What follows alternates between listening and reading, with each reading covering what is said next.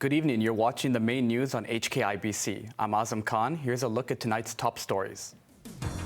Judge questions police actions as activist Chow Hang-tung wins appeal in unauthorized assembly case. Hongkongers say goodbye to scanning the LeaveHomeSafe app before entering certain premises. And a masterclass display by Lionel Messi takes Argentina to the World Cup final. Activist Chow Hang-tung has won an appeal against her conviction and sentence over an unauthorized vigil last year. The judge said the legality of the ban remains uncertain. Janice Lowe reports. The High Court today quashed Chow Hang-tung's conviction and sentence over inciting others to participate in an unauthorized June 4th vigil last year. Earlier this year, the former vice chairwoman of the now-defunct Hong Kong Alliance, which used to organize the annual event, was sentenced to 15 months in prison. Handing down her ruling, Judge Juliana Barnes agreed with the lower court that Chow had incited the public to join the assembly by writing on social media and in one newspaper. Although the organizers were willing to abide by police measures for the assembly, Barnes said the officers only questioned instead of seriously considered their offer. She said police did not fulfill their responsibilities by not proposing any COVID rules that could control the spread of the virus at the time. Barnes said a health expert had recommended not to hold mass gatherings where mask-off activities are involved, but police had already decided to ban the vigil before seeking the expert's point of view. As the legality of the ban remains uncertain, Barnes ruled in favor of Chow's appeal. But Chao remains behind bars while awaiting trial on a charge of inciting subversion of state power.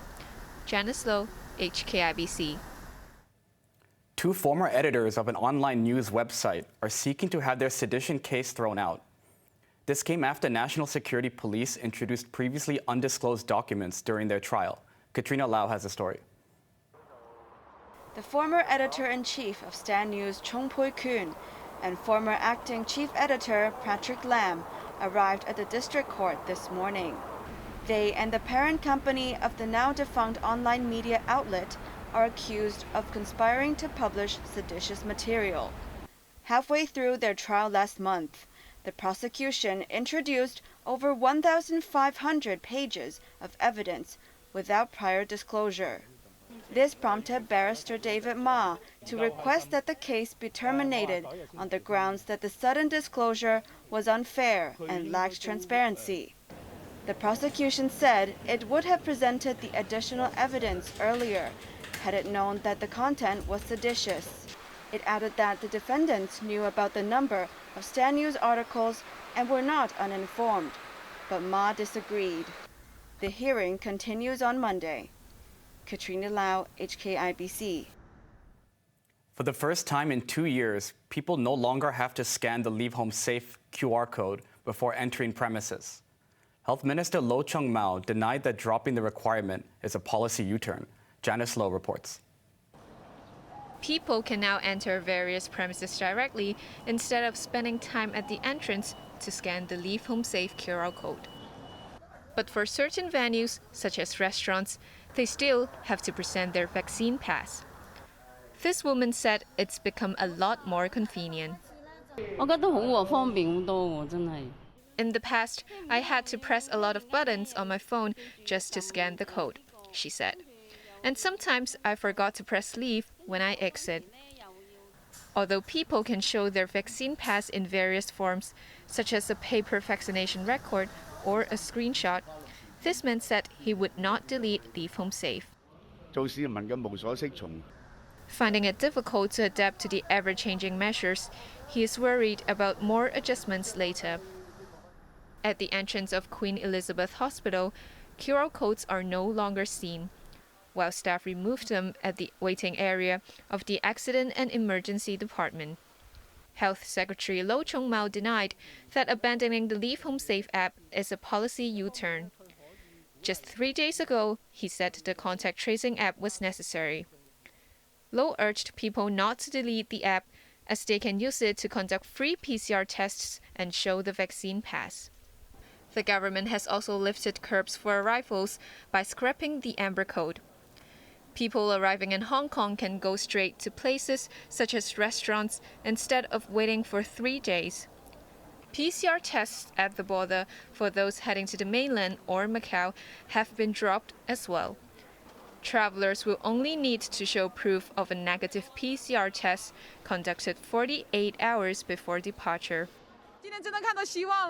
This woman, who was returning to the mainland for the first time since the pandemic, welcomed the move, saying she would not be delayed by PCR tests. Janice Low, HKIBC. While Hong Kong has finally scrapped all inbound travel restrictions, tourists still have to undergo 2 PCR and daily RAT tests. Industry representatives from Southeast Asia believe the measure will deter many potential visitors. As long as there is the PCR and antigen, it's kind of disheartening because they will be always afraid that, if they have a positive result, they will just be staying in the hotel. That's the issue there. But of course, once this is removed or just the PCR, it will be easier for the Filipinos to come back. Tourism Board Executive Director Dane Cheng said $100 million will be spent to attract visitors from all over the world to come to Hong Kong. Foreign celebrities, as well as the media, will be invited to visit new tourist attractions in the city. China is no longer counting all COVID cases, as authorities stop reporting what is classified as asymptomatic infections. This comes amid concerns that the healthcare system will come under greater pressure in coming months. Chloe Feng has a story. China's abrupt pivot from COVID-0 is continuing. The National Health Commission says from today it will not report what it classifies as asymptomatic cases. It said it's hard to gauge the number of asymptomatic patients, as many no longer take PCR tests after mass testing practices were scrapped. But it will continue reporting symptomatic cases, although the figures do not reflect the country's actual infection situation. The mainland, with a population of over 1.4 billion, reported only 2,291 symptomatic COVID cases for yesterday.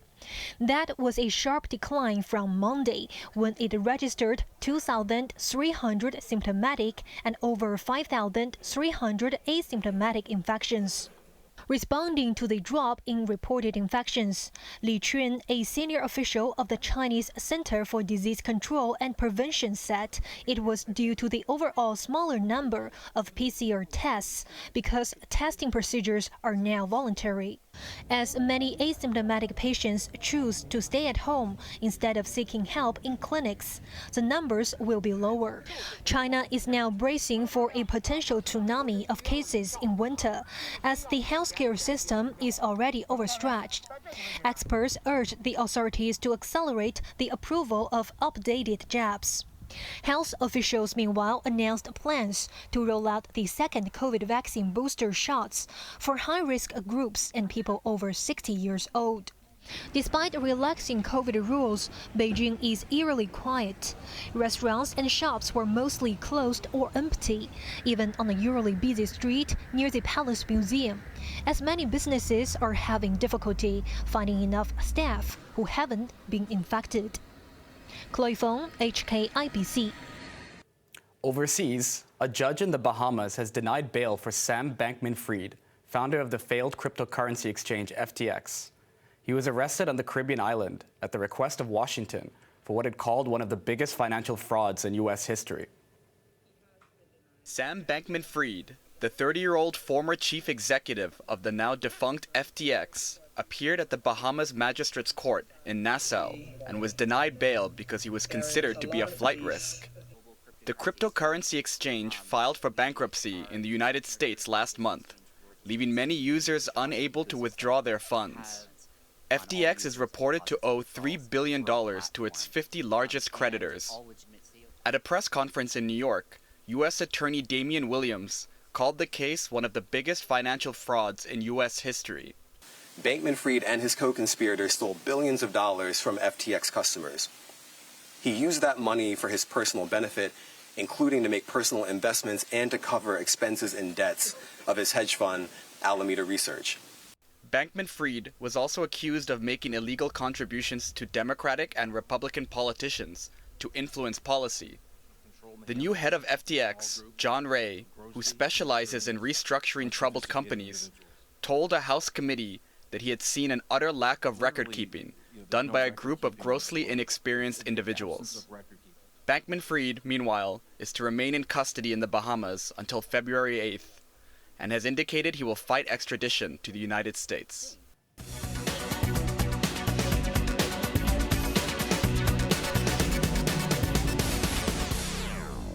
There's been a sharp rise in passenger numbers for Cathay Pacific Airways, but its cargo division has encountered headwinds. The airline carried nearly 530,000 passengers last month, a whopping 650% jump from a year earlier.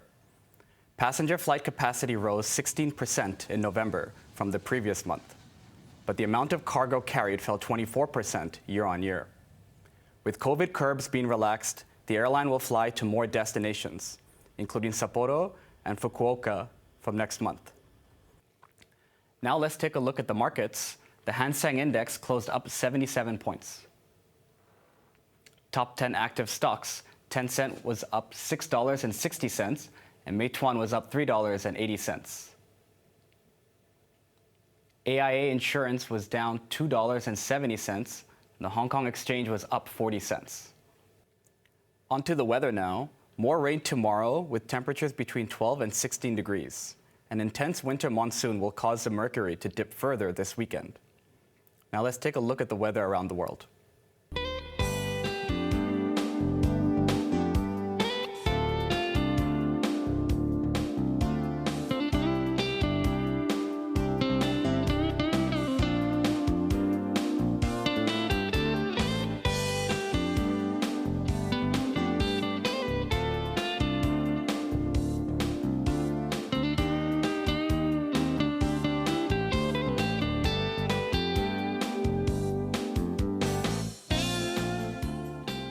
That's our main news for Wednesday night. Join us for more news at 11. I'm Azam Khan. Good night.